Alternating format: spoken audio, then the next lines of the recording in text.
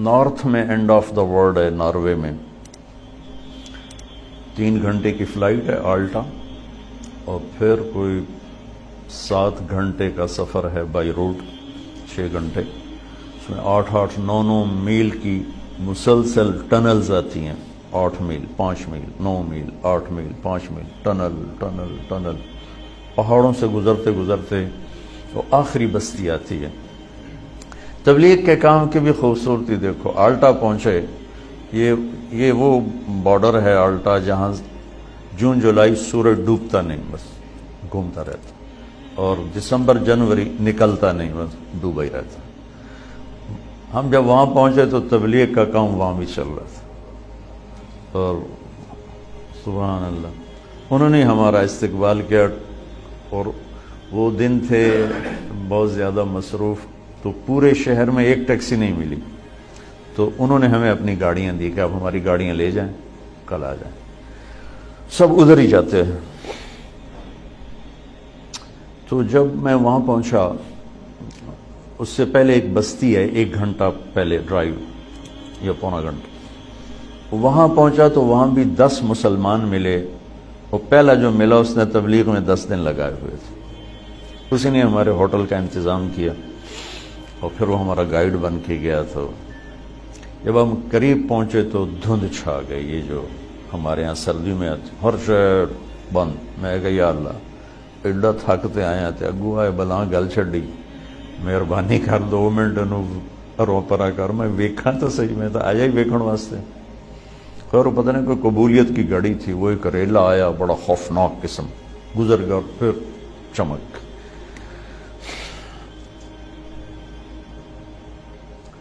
تو جب میں وہاں سے نکلا ہوں اور سمندر کے کنارے پہنچا ہوں، تو وہاں میری زبان سے نکلا اللہ اکبر، جب میں نے ابھی کہا بلا وہو الخلاق العلیم، کیا زبردست ہے بنانے والا۔ میں تو انیس دی مسجد کے میں تھوڑی وہ کیفیت بنا، میں تو وہاں پہنچا ہوں، لیکن اب میری کیفیت سے اندازہ لگا رہے ہوں گے کہ میں نے کیا دیکھا۔ اور میرا اللہ کہتا ہے تو مچھر دا پر ہے، تو میں ایویں ہی بنا چھڑی، مچھر دا پر لا تساوی جناح بعوض، یہ تو مچھر دا پر بھی نہیں، تسی آؤ تو صحیح، میں کہا بنایا کیے توڑے واسطے۔ میرے نبی کا فرمان ہے کہ ایک منظر میں ڈوب کر اللہ کا بندہ جنتی، 70 کا مطلب ہوتا ہے بے شمار، یعنی لاکھوں سال بیٹھ کے صرف ایک چیز کو دیکھتا رہے تو اس کا مزہ ختم نہیں ہوگا، کیونکہ ہر لمحے جنت کا حسن بڑھ رہا، ہر لمحے۔ اس مسجد کو ایک حد تک خوبصورت بناؤ گے، آگے ختم، ہر حسن یہاں ایک جگہ پر آ کے سٹاپ کر لیتا ہے، آگے نہیں بڑھتا ہے۔ تو لہٰذا آنکھ دیکھتے دیکھتے دیکھتے پھر تھک جاتی ہے، پھر کسی اور کو دیکھنا چاہتے۔ وہ جنت میں کیا ہے، ایک گھاس کا تنکا بھی ہے نا، آپ اس کو دیکھیں گے نا، ہر لمحے اس کا حسن بڑھتا جا رہا ہے، بڑھتا جا رہا ہے، لہذا کسی شے سے کسی وقت دل نہیں بھرے گا۔ تو وہاں میں نے اذان دی، 4 اگست کو وہاں سورج ڈوبتا ہے، وہ کوئی 20-25 منٹ کی رات ہوتی ہے۔ تو زندگی میں مسافر زور اثر کٹھی پڑتا ہے، شریعت کا مسئلہ ہے، مغرب عشاء کٹھی پڑتا ہے، لیکن 3 نمازاں کٹھی تو کوئی شریعت بھی کوئی نہیں۔ لیکن اس دن ہمارے ساتھ اللہ نے یہ معاملہ کیا، تو میں نے مغرب کی اذان دی، سرد ہوا تھی، ٹیمپریچر 1-2 ہوگا زیادہ زیادہ، اگست کا مہینہ، لیکن وہ جو وہاں خاموش ہیبت ناک سمندر، اور وہ دنیا کا کنارہ نارتھ میں جا کے آخر، اور اس پر انہوں نے گلوب بھی بنایا ہوا تھا دنیا کے اشارے کے لیے کہ یہ آخری جگہ ہے، اوپر پھر نارتھ پول آ جاتا ہے۔ دیکھو گے تو تم کہو گے اللہ اکبر، اوہ جو میں نے کہا نا اللہ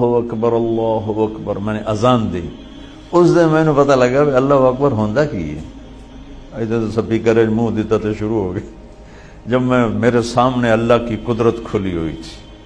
اس کی ہیبت کھلی ہوئی تھی، اس کی شہنشاہی بادشاہی کا جلال تھا، اور میں اس کو دیکھ کے کہہ رہا تھا اللہ اکبر۔ زندگی گزر گئی اذانیں دیتے، وہ پہلی تھی آخری اذان ہے، ایسی اذان دل بھی کہہ رہا تھا اشہد ان لا الہ الا اللہ، زبان بھی کہہ رہی تھی اشہد ان لا الہ۔ پھر ہم دوڑ کے پیچھے بنا ہوئے تھے، چھوٹے چھوٹے ہوٹلز تھے چائے کافی کی، اور ایک ہال تھا جس میں ٹورسٹ آ کے بیٹھ جاتے تھے۔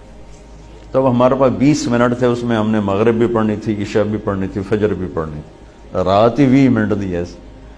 تو اذان دی، بھاگے بھاگے آئے کمپا۔ اچھا، وہاں جا کے مجھے پتا چلا کہ اللہ نے ہمیں چاند کا کیلنڈر کیوں دیا۔ مجھے خیال آتا تھا یہ ہر باری رولا پیا ہوندا ہے عید والا، پٹھانا نو ایک دن پہلے نظر آ جاتا، سانو ایک دن بعد، یورپ میں دو تر عیداں، سورج والا کام ہوندا تو ہر شے فکس۔ اچھا، میں آلٹا پہنچا ہوں، مجھے پتہ چلا کہ یہاں سسٹم بریک ہو جاتا ہے، تھوڑا آگے کچھ، یہ تم باہر کرواتے کھلی جگہ، اور آگے ہو جائے، اور آگے ہو جائے، آگے ہو جائے ذرا۔ چلو ٹھیک ٹھیک ٹھیک۔